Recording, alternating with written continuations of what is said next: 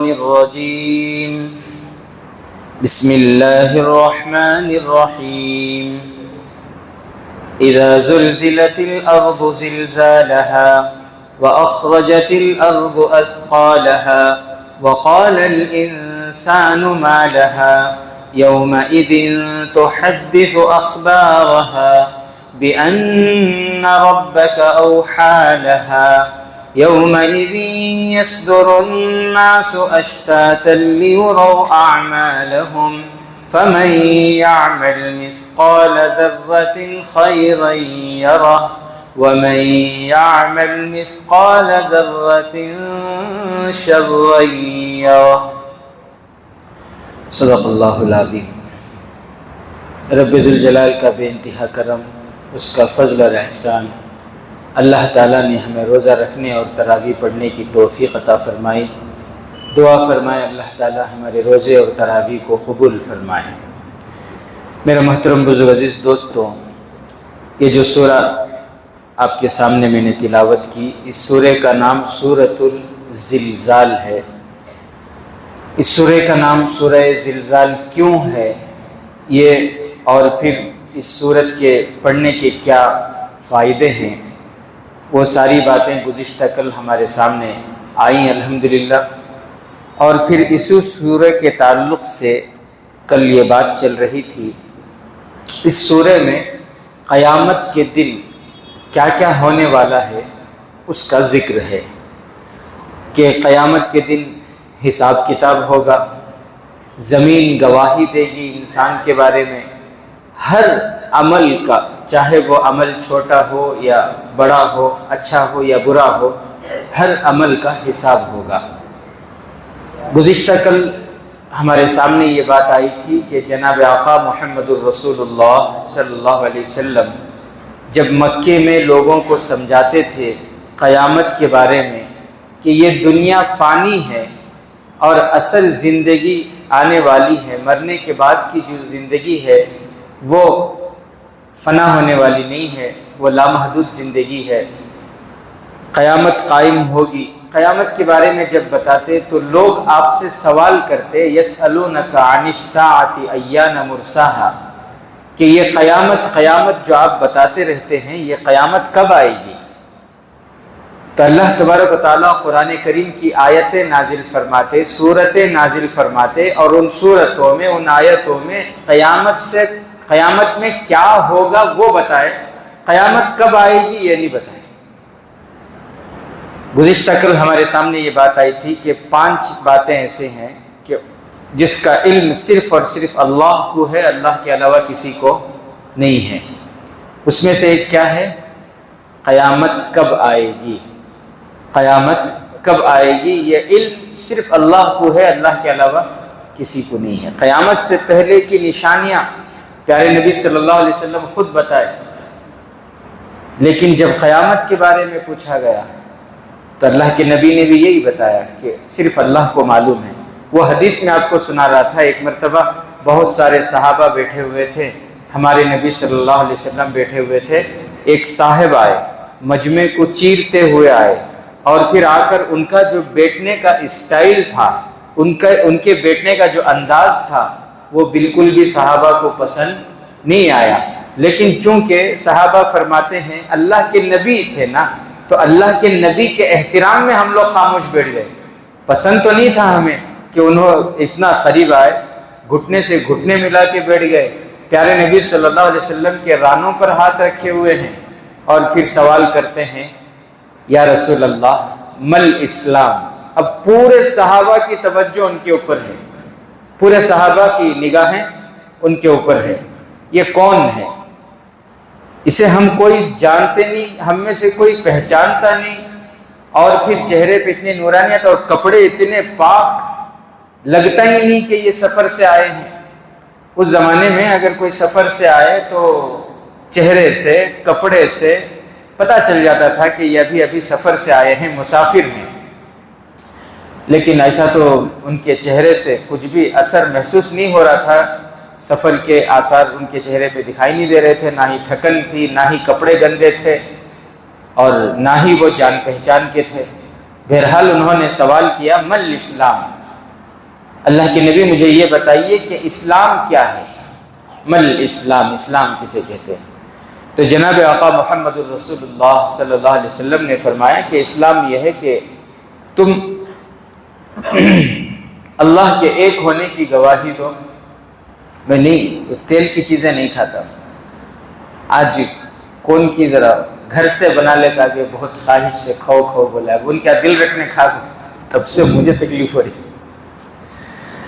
بہرحال تو اللہ کے نبی صلی اللہ علیہ وسلم نے فرمایا اسلام یہ ہے کہ تم اللہ کے ایک ہونے کی گواہی دو اور میرے نبی ہونے کی گواہی دو، اور نماز قائم کرو، نماز ادا کرو، اور پھر اگر اللہ تبارک و تعالیٰ نے تمہیں مالدار بنایا ہے تو زکوٰۃ ادا کرو سال میں ایک مرتبہ، اور پھر رمضان کے روزے رکھو، اور اللہ نے اگر طاقت دی ہے حج کرنے کی، تمہارے اندر طاقت ہے، استطاعت ہے، تو زندگی میں ایک مرتبہ حج کرنا، یہ اسلام ہے۔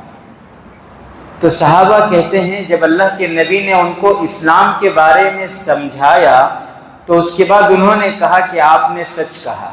کیا کہہ رہے ہو؟ آپ نے سچ کہا۔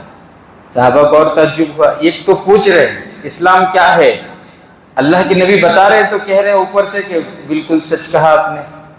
پھر انہوں نے پوچھا کہ مل ایمان، ایمان کیا ہے؟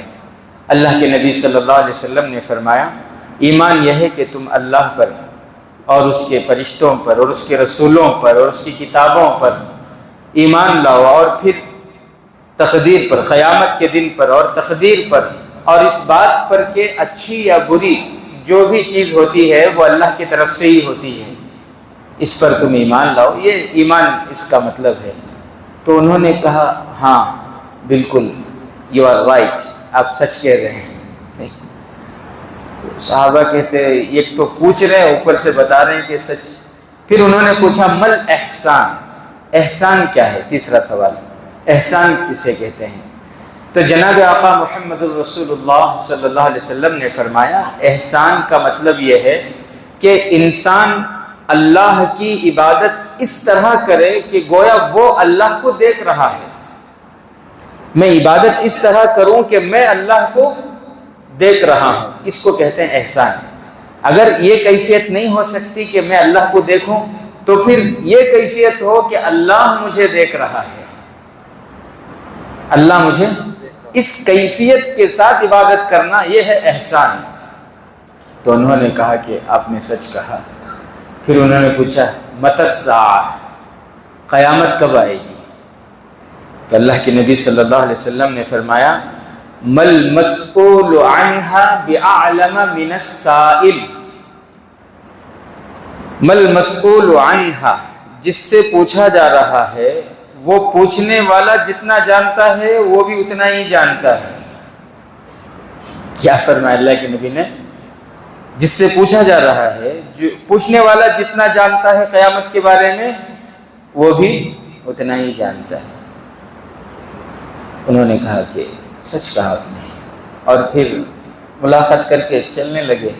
صحابہ سب دیکھ رہے ان کی طرف، کون ہے پتہ نہیں، کون اجنبی، تعجب سے دیکھ رہے تھے۔ تو اللہ کے نبی صلی اللہ علیہ وسلم نے فرمایا کہ ابو بکر عمر تمہیں پتہ ہے کون نہیں ہے؟ صحابہ نے کہا نہیں ہمیں تو نہیں پتہ۔ فرمایا جبرائیل امین ہے، یہ کون ہے؟ جبرائیل امین انسان کی شکل میں آئے تھے، تم کو تمہارا دین سکھا کے چلے گئے۔ اور پھر اللہ کے نبی نے جو ان کو بتایا قیامت کے بارے میں، قیامت کب آئے گی، تو اللہ کے نبی نے فرمایا، ایک جواب دیا مل مسئول عنہا بعالم من السائل۔ اصل میں یہ حضرت جبرائیل علیہ السلام کا ہی جملہ تھا۔ حضرت عیسیٰ علیہ السلام کے دور میں ایک مرتبہ جب حضرت جبرائیل علیہ السلام حضرت عیسیٰ علیہ السلام کے پاس آئے تھے تو حضرت عیسیٰ علیہ السلام نے جبرائیل علیہ السلام سے پوچھا تھا جبرائیل قیامت کب آئے گی؟ تو حضرت جبرائیل نے ان کو جواب دیا تھا مل مسئول عنہا بعالم من السائل، جس سے پوچھا جا رہا ہے وہ وہی اتنا ہی جانتا ہے جتنا آپ جانتے ہیں۔ حضرت جبرائیل کا وہی جواب اللہ کے نبی ان کو یہاں لوٹا دیے۔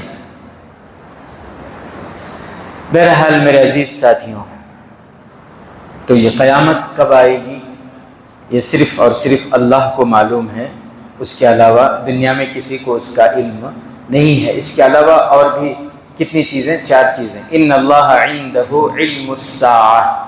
نمبر 1 یہ ہے کہ قیامت. نمبر 2 وَيُنَزِّلُ الْغَيْثَ. بارش کا صحیح علم صرف اللہ کو ہے. کہاں بارش ہوگی، کتنی ہوگی، کس رفتار میں ہوگی، تیز ہوگی، آہستہ ہوگی، یہ کس کو معلوم ہے؟ صرف اللہ کو معلوم ہے. آپ کو بھی تجربہ ہوا ہوگا، آپ نے دیکھا ہوگا کبھی کبھی کیا ہوتا ہے، یہاں ویویلیوٹ میں بارش ہے، کیا کی کام سے مارکیٹ کو گئے، دکان کو مارکیٹ کو گئے، وہاں بارش ہی نہیں ہے. یہ ہوتا کہ نہیں ہوتا؟ میرے ساتھ بھی کئی مرتبہ ایسا ہوا ہے. مدرسے سے نکلا ہوں شوگر ٹون کے واسطے، گھر کے واسطے، جھڑی شروع ہو گئی ہے. جھڑی شروع ہے نا، اسپیڈ سے جلدی فاسٹ گھر کو. وہاں شوگر ٹون میں جا کے تو ایک خطرہ بھی نہیں ہے. ادھر دیکھے تو ایک مرتبہ ایسا بھی ہوا کہ بارش کی وجہ سے رک گیا میں. بارش کی وجہ سے بارش ختم، خوب بارش ہوئی، یہاں تک کہ گڈھے بھر گئے. 10-15 منٹ میں ہی گڈھے سب بھر گئے، اتنی بارش. وہاں جا کو شوگر ٹون کو گیا تو یہ خطرہ پانی نہیں. وہاں میں بول رہا ہوں بارش ہوئی، بولے تو یقین نہیں آ رہا ان کو. ہاں کیا بول، ایسا آپ کے ساتھ بھی ہوا ہوگا کبھی. تو بارش، اب آپ بولیں گے حضرت اب ایسی ایسی ٹیکنالوجی آپ کو ہے، خالی موبائل میں ویدر کر کو ڈالے تو بس نیوزاں والے بتا دیتے ہیں کب بارش ہونے والی ہے، نہیں ہونے والی ہے، کہاں کہاں بارش ہوتی ہے، نہیں ہوتی ہے بول کو. انہوں جو بتاتی وہ مشنریز کے ذریعے، آلات کے ذریعے کچھ علامتیں دیکھ کر ایک اندازے سے بتاتے ہیں. وہ یقینی علم نہیں ہے، وہ غیب کا علم نہیں ہے. بھئی آپ کو ایک چیز دیکھ کر بتائیں تو وہ غیب کا علم کیسے ہو گیا؟ غیب کا علم اسے کہتے ہیں کہ بغیر کسی ذریعے آپ بتائیں، اسے کہتے ہیں غیب کا علم. اب بھئی وہ تو ہمارے کھیڑے والے، دیہات والے ہیں نا، انہوں سے بول رہتی اندازے سے. ہوا دیکھ کو، محسوس کر کو، بادل دیکھ کو، موسم دیکھ کو، بہت سارے اس کے یہ رہتی، وہ چیزیں دیکھ کو انہوں سے بول رہتی بھئی بارش ہونے والی ہے بول کو. وہ ایک اندازہ، وہ یقینی علم نہیں ہے وہ. اور نیوزوں میں اور پھر جو ہے یہ ویدر انفارمیشن جو گوگل وغیرہ کے ذریعے، نیوز کے ذریعے آپ کو دی جاتی ہے، کبھی کبھی یہ غلط بھی ہو جاتی ہے. غلط وہ کیا بھی مطلب صحیح ہونا کوئی یقینی نہیں ہے. مثال کے طور پر میں آپ کو بولوں، گزشتہ سال رمضان کے بعد گرجا ٹیکس کے سامنے میدان میں ایک بہت بڑا پروٹیسٹ کرے تھے. وہ جو ایک قانون تحفظ اوقاف کے امینڈمنٹ ایکٹ کے خلاف ایک بہت بڑا احتجاج کرے تھے، اور پورے ضلع منڈیا کے لوگ وہاں جمع تھے. آپ کو بھی معلوم ہوگا. میں یاد دلا رہا ہوں صرف تاکہ آپ کو یہ یقین ہو جائے کہ نیوز والوں کی جو باتیں ہوتی ہیں وہ یقینی نہیں ہوتی. تب کیا ہوا، اس دن بہت سے ہمارے ذمہ دار پریشان تھے اور ذمہ داروں سے یہ کہہ رہے تھے جلدی جلدی ختم کر ڈالنا، پورے ضلع سے 300 نیوزاں میں سب دکھا رہا بہت طوفانی بارش آتی ہے، پورے بھگ جاتی، جلدی ختم کر ڈالنا. یہ بات چل رہی تھی، لیکن اللہ کے فضل سے آپ نے دیکھا جو ٹائم تھا شروع ہونے کا اس سے ذرا لیٹ ہی شروع ہوا، اور الحمدللہ عصر کے بعد مغرب سے پہلے تک پورا پروگرام ہوا. تھوڑی بہت ہلکی سی جو ہے جھڑی پڑی، لیکن اتنی نہیں کہ لوگ بھیگ جائیں، پریشان ہو جائیں، اتنی نہیں. حالانکہ نیوز میں یاد آتا کہ دوپہر سے ہی طوفانی بارش ہونے والی ہے بول کر، بہت سخت بارش ہونے والی. کہاں ہوئی؟ الحمدللہ پورا ہوا نا. آپ دیکھیں نا، آپ بھی، میں اکیلا تو نہیں تھا، آپ سب بھی تو تھے. تو میرے محترم بزرگ عزیز دوستوں، بارش یہ نیوز والے جو بتاتے ہیں ان کا علم جو ہے وہ ظنی علم ہوتا ہے. وہ کیسا علم ہوتا ہے؟ ظنی. اور اللہ کے پاس جو علم ہے وہ یقینی علم ہے. اور کہاں یہ بارش برسے گی، کہاں نہیں برسے گی. اچھا برسے گی یہ بتا دیتی، کتنی برسے گی بتا سکتے ہیں؟ ابھی آپ گوگل میں اٹھا کے سرچ کرو، 10 سال کے بعد کہاں کہاں برسے گی، آپ کو ڈیٹا ہی نہیں ملے گا. ان کے پاس ہے ڈیٹا، اللہ تعالیٰ کے پاس قیامت تک کا ہے نا. لوح محفوظ پورا اللہ نے محفوظ کر دیا. تو غیب کا علم صرف اللہ کو ہے، نہیں بتا سکتے کتنی برسے گی، کس کس کے لیے اس میں نفع ہوگا، کس کے لیے نقصان ہوگا، یہ علم کس کو ہے؟ اللہ ہی کو ہے نا۔ ابھی دوپہر کو ایک کاروباری آدمی بتا رہے تھے کہ گزشتہ سال پیاز وغیرہ کاٹ کے رکھے، بے موسم بارش ہونے کی وجہ سے کروڑوں ٹن پیاز سڑ گئے، نقصان ہو گیا، کروڑوں ٹن پیاز۔ بارش برستی ہے، اس کے لیے دعائیں ہوتی ہیں اور فائدہ ہوتا ہے، لیکن کس کے لیے فائدہ کس کے لیے نقصان، یہ علم کس کو ہے؟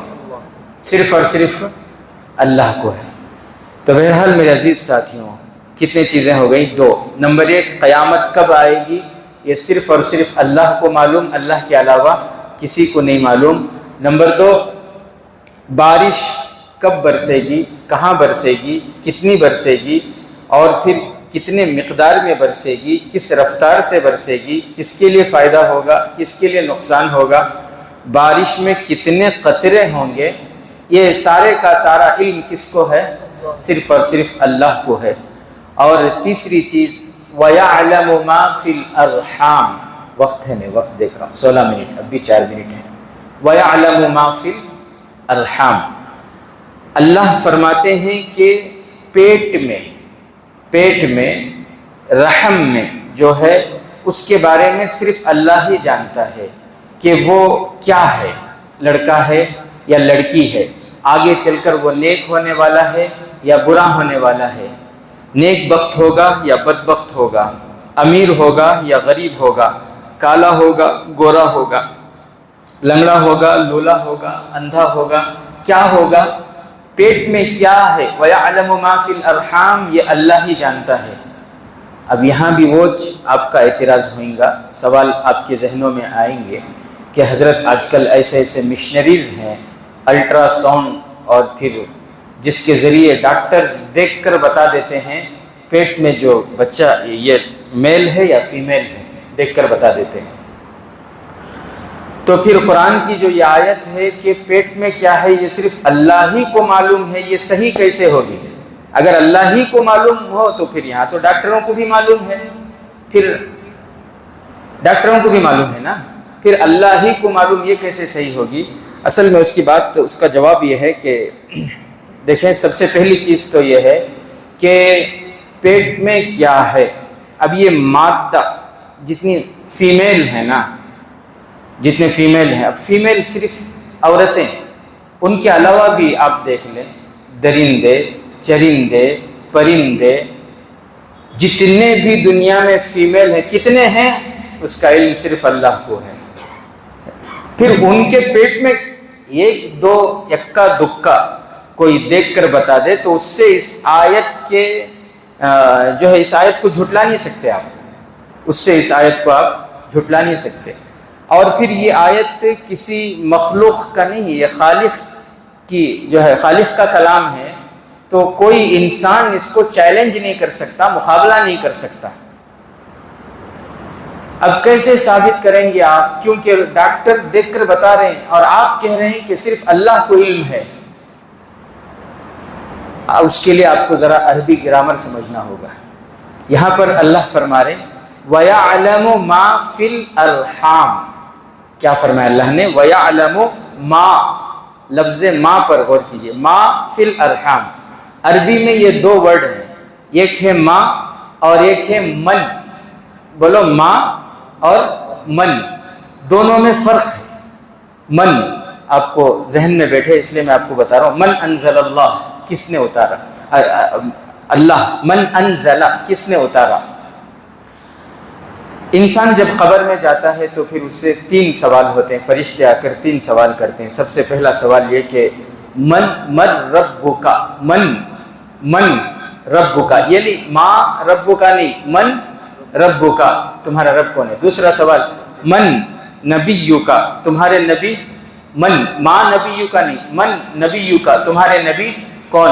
تیسرا سوال ما دینک، تمہارا دین کیا؟ وہاں من دینو کا نہیں ہے، ما دینو کا۔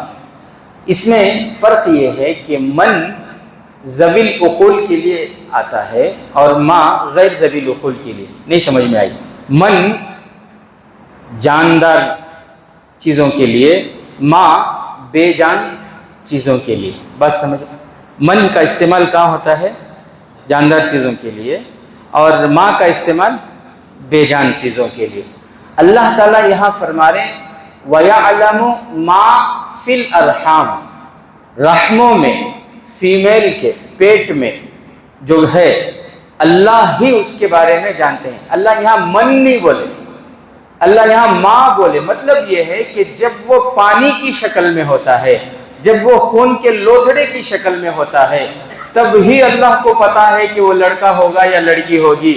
جب اس کا جسم بن جاتا ہے، جب وہ 4-5 مہینے کا ہو جاتا ہے، پورا جسم بننے کے بعد مشین کے ذریعے دیکھ کر بتانا، یہ بلکہ اللہ تو وہ ہے جو ما فی الارحام، یعنی جب رحم میں وہ پانی کی شکل میں ہوتا ہے تبھی اللہ کو پتا ہوتا ہے کہ یہ لڑکا ہوگا یا لڑکی ہوگی.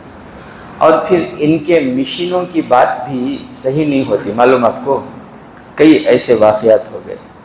21 منٹ ہو گئے. انشاءاللہ پھر آئندہ کل اسی تفسیر کے ساتھ آپ کے سامنے تشریف لائیں گے. اللہ تبارک و تعالی ہم تمام کو قرآن کریم کو سمجھ کر پڑھنے کی توفیق نصیب فرمائے. آمین. وآخر دعوانا الحمدللہ رب العالمین.